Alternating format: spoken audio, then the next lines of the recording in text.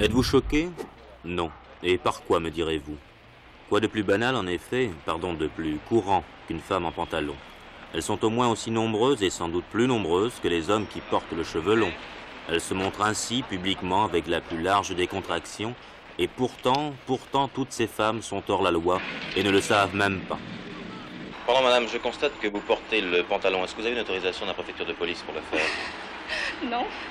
Est-ce que vous savez que théoriquement vous devriez en avoir une d'autorisation? Non, je savais pas. Il existe une loi qui vous oblige ou à ne pas porter de vêtements masculins ou alors à demander l'autorisation, c'est exact? C'est un gars.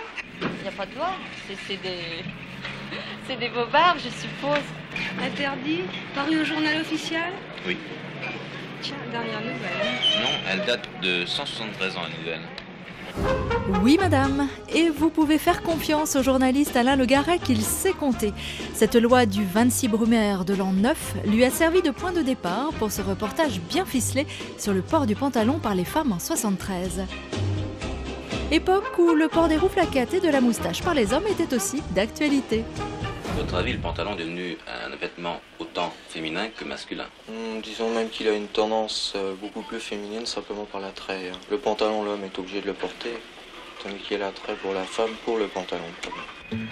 Personnellement, je le trouve très bien dans le pantalon. Je trouve que c'est aussi esthétique de voir certaines filles avec des jupes qui sont absolument horribles, mal coupées.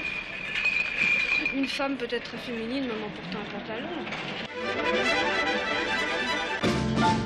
Robe, jupe, mini-jupe, pour ou contre le pantalon, là n'est pas notre propos. L'élégance, nous le savons, est multiple. Et plutôt que d'interdire aux femmes de se vêtir de pantalon, mieux vaut adapter le pantalon à la femme. Et voilà ce qu'il restera aux hommes. Le droit de se vêtir comme les femmes, c'est-à-dire en veste et en pantalon. Avouez que nous avons de la chance de pouvoir ainsi évoluer avec la mode sans pour autant changer nos habitudes. Mais attention, dans la rue, si vous suivez une charmante personne, homme, femme, vous ne le saurez qu'en la doublant. Et à ce moment-là, peut-être qu'il sera trop tard.